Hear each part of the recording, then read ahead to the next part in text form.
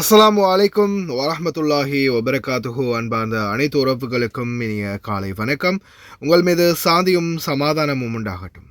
இன்றைய காலை பொழுது உங்கள் அனைவருக்கும் இனிய பொழுதாக அமைய எல்லாம் வல்ல இறைவனை பிரார்த்தித்தவனாக இன்றைக்கும் கோயத்துடைய பல முக்கியமான செய்திகளை பற்றி தான் பார்க்க போகிறோம். வீடியோவை கடைசி வரைக்கும் பாருங்கள். தெரியாத நண்பர்களுக்கும் மறக்காமல் ஷேர் பண்ணுங்கள். வீடியோ பிடிச்சிருந்தா ஒரு லைக் பண்ணுங்கள், சப்ஸ்கிரைப் பண்ணுங்கள், தொடர்ந்தும் சப்போர்ட் பண்ணுங்கள். கோயத்துடைய தினா மதிப்பும் உள்ளதா பார்த்தலாம். இலங்கைக்கான ரூபாய்கள் ஒரு தினாரின் மதிப்பு 1000 ரூபாயாக உள்ளது. இந்தியாவின் ரூபாய்கள் ஒரு தினாரின் மதிப்பு 298 ரூபாய் 9% உள்ளது. இது அல் முசைன் எக்ஸ்சேஞ்சினுடைய அப்ளிகேஷன் ஆன்லைன் ரேட் ஆகும். குவைத்துடைய பல பகுதிகளிலுமே அல் முசைனி எக்ஸ்சேஞ்ச் பிரான்ச் இருக்குது. அதே மாதிரி ஜமியாக்கள்லையும் அவங்களுடைய எக்ஸ்சேஞ்ச் இருக்குது. உங்களுடைய பணத்தை அனுப்பிக்கொள்ள முடியும். குவைத்துடைய பல எக்ஸ்சேஞ்சுகள்லையுமே அக்கௌண்ட் நம்பரை மறைச்சிடுறாங்க. இதை பற்றியும் உங்களுக்கு தொடர்ந்துமே தெரியுது. அதாவது நீங்கள் ஏதாவது ஒரு புதிய எக்ஸ்சேஞ்சுக்கு பழைய பற்றுச்சீட்டோட போகிறீங்களா இருந்தால் நிச்சயமாக அதில் அக்கௌண்ட் நம்பர் சரியாக இருக்கா அப்படின்றத செக் பண்ணிக்கோங்க. அப்படி இல்லாத பட்சத்தில் எழுதிட்டு போனாலும் பிழை இல்லாத அக்கௌண்ட் நம்பர் எழுதிட்டு போங்க. ஏதாவது ஒரு நம்பர் பிழைத்தாலும் கூட உங்களுடைய பணம் நாட்டுக்கு போய் சேராது. அந்த பணத்தை திரும்ப பெறணுமா இருந்தாலும் ரொம்ப நாட்களாகும், மறுபடியும் கட்டணம் செலுத்த வரும். அதே போல் எக்ஸ்சேஞ்சுகளில் பணம் அனுப்பி முடித்ததும் மறக்காமல் பற்றுச்சீட்டை செக் பண்ணி பாருங்கள். எல்லா டீட்டெயில்ஸும் சரியாக இருக்குதான்னு. ஏன்னா நீங்கள் சரியான டீட்டெயில்ஸ் கொடுத்துருந்தாலும் கூட எக்ஸ்சேஞ்சில் வேலை பார்க்குறவங்க பிளவுறதுக்கும் வாய்ப்பு இருக்குது. அது மாதிரி பலருக்குமே நடந்திருக்குது. முடிந்த வரைக்கும் நீங்களும் உங்களுடைய கஷ்டப்பட்டு சம்பாதிக்கக்கூடிய பணத்தை நல்ல எக்ஸ்சேஞ்சுகள் மூலம் அனுப்புங்க. இங்கே அதிகமான ரேட் கொடுக்குறாங்க அப்படின்றது தெரிந்தாலும் மறக்காம கமெண்ட்ல மென்ஷன் பண்ணுங்க. குவைத்துடைய தங்க விலையை பார்த்தரலாம். 1 கிராம் 18 கேரட் தங்கத்தின் விலை 37 தினார் 551 ஃபில்ஸ். 1 கிராம் 21 கேரட் தங்கத்தின் விலை 43 தினார் 810 ஃபில்ஸ். 1 கிராம் 22 கேரட் தங்கத்தின் விலை 45 தினார் 912 ஃபில்ஸ். 1 கிராம் 24 கேரட் தூய தங்கத்தின் விலை 50 தினார் 68 ஃபில்ஸ். தங்க விலை தொடர்ந்தும் ஒரே நிலைமையிலே. இதோ 2 லெபனானிகள் 14 குவைத்திகள் கைது. ஹிஸ்புல்லா குழுவோடு சம்பந்தப்பட்டதாக பல ஆயுதங்களுடன் பிடிபட்ட இந்த நபர்கள் திடுக்கிடும் தகவல் வெளியானது. யுனைடெட் அரபு எமிரேட்ஸ் ஒருவர் மரணம். மீண்டும் ஃபுஜைரா எண்ணெய் வளாகத்தில் தாக்குதல். ட்ரோன் பாகங்கள் விழும் ஆபத்து தொடரும். சிசிடிவி ஹேக் அபாயம் தொடரும். கட்டாரிலும் எச்சரிக்கை.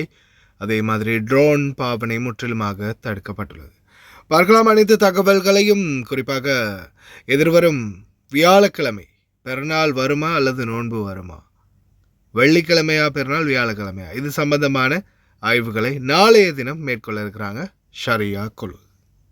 يعلن المجلس الأعلى للقضاء للجمهور الكريم عن اجتماع هيئة الرؤية الشرعية استطلاعا لرؤية هلال شهر شوال يوم الأربعاء 29 من شهر رمضان لسنة 1447 هجرية الموافق 18 من مارس لسنة 2026 للميلاد في تمام الساعة 5:30 مساء، وذلك في مقر المجلس الأعلى للقضاء.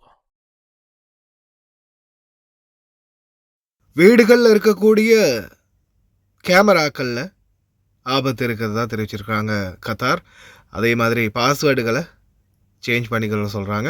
அதே மாதிரி எண்ணெய் கப்பல் துபாயில் இருந்து கராச்சி நோக்கி பயணம்.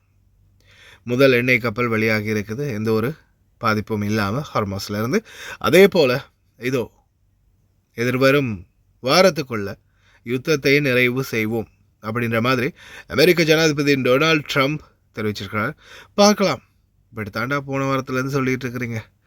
அடுத்ததாக ஃபுஜைரா எண்ணெய் சுத்திகரிப்பு நிலையம் மற்றும் துபாயில் தாக்கி அளிக்கப்பட்ட ட்ரோன் பாகம் ஒரு வாகனத்தில், அதாவது பொதுமக்கள் வாகனம் ஒன்றில் விழுந்ததில் ஒருவர் உயிரிழந்ததாக தெரிவிச்சிருக்கிறாங்க.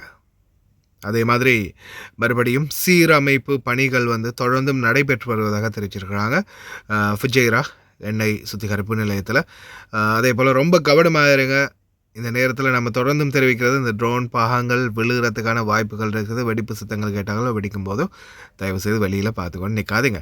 அதே போல் 5 உணவு கடைகள் கேபிட்டல் கவர்னரேட்டில் இழுத்து மூடி இருக்கிறாங்க உணவு பாதுகாப்புக்குழு. அதே போல் குவைத்தில் தொடர்ந்துமே பாகங்கள் விழக்கூடிய ஆபத்து அதிகரிச்சிருக்குது. அதனால் ரொம்ப கவனமாக இருங்க. தொடர்ந்துமே அவதானத்தோடு இருங்க. நிறைய இடங்களில் இந்த மிசைல்கள் ட்ரோன்கள் வரும்போது அதை தாக்கி அழிக்கும்போது அதோடைய பாகங்கள் விழுந்தும் நிறைய ஆபத்துகள் வருது. அதே மாதிரி ட்ரோன் பாவனைகளை முற்றிலுமாக தடை செஞ்சுருக்கிறாங்க கத்தார் நாடு. ஏன்னா இப்போதைய சூழலில் ட்ரோன் பாவனைகள், வீடியோ கேமரா, ஃபோட்டோ வச்சு எடுக்கிறதெல்லாம் வந்து தடை பண்ணியிருக்கிறாங்க. அதே மாதிரி குவைத்தில் ஃபேமிலி வயலேஷன்ஸ், குடும்ப சண்டைகள், தகராறுகள், தாக்குதல்களுக்கு எதிரான கடுமையான நடவடிக்கைகளை முன்னெடுத்து வராங்க. அதே மாதிரி பாதிக்கப்படக்கூடியவர்களுக்கான ஷெல்டர்கள் மற்றும் பாதுகாப்பு தளங்களையும் நிறுவி வாரதாக தெரிவிச்சிருக்கிறாங்க. வீட்டு பிரச்சனைகளுக்கும் விரைவில் தீர்வாம். அதே போல் மிகவும் அதிர்ச்சி அளிக்கக்கூடிய ஒரு தகவல் என்னென்னு பார்த்தீங்கன்னா, 14 குவைத்தி குடிமக்களும் 2 லெபனானிகளும் கைது செய்யப்பட்டிருக்கிறாங்க. இவங்க தடை செய்யப்பட்ட ஹிஸ்புல்லா அமைப்போட தொடர்பு பட்டு இருந்ததாகவும் பல ஆயுதங்கள் மற்றும் குவைத்துக்குள்ள பல இடங்களில் வந்து தாக்குதல் நடத்துறதுக்கான ஒத்திகையும் பார்த்திருந்தது தெரிய வந்துள்ளது. உள்துறை அமைச்சகத்துக்கு கிடைத்த துல்லியமான தகவலின் அடிப்படையில் இந்த நபர்கள் கைது செய்யப்பட்டிருக்கிறாங்க. இதில் 14 பேர் குவைத்திகளும் 2 லெபனானிகளும் என்று தெரிய வந்திருக்குது. பார்த்தா வெளியில் இல்லடா உள்ளுக்குள்ளே இருந்திருக்கானுங்க படுபாவிங்கன்ற மாதிரி பாருங்கள் நிலைமையை. அதே மாதிரி ரொம்ப கவனமாக இருங்க. யாரையுமே நம்ப முடியாத நிலைமை இப்போது.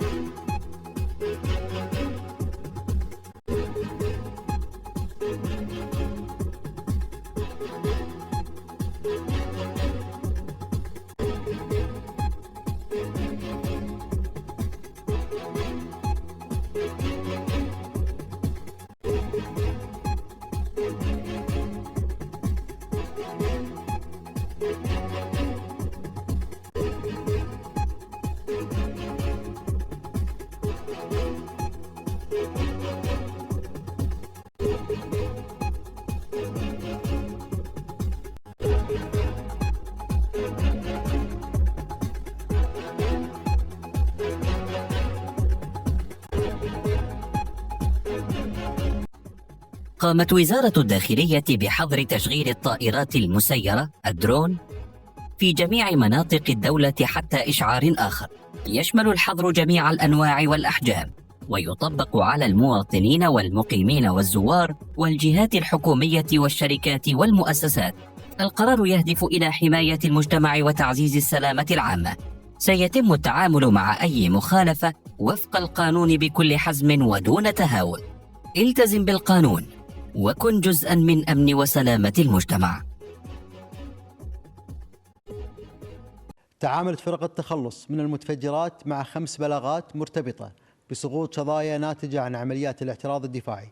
يرتفع مجموع البلاغات منذ بداية العدوان إلى 397 بلاغاً، والآن مع العرض المرئي للبلاغات المتعلقة بسقوط شظايا أو أجسام خارج نطاق التهديد.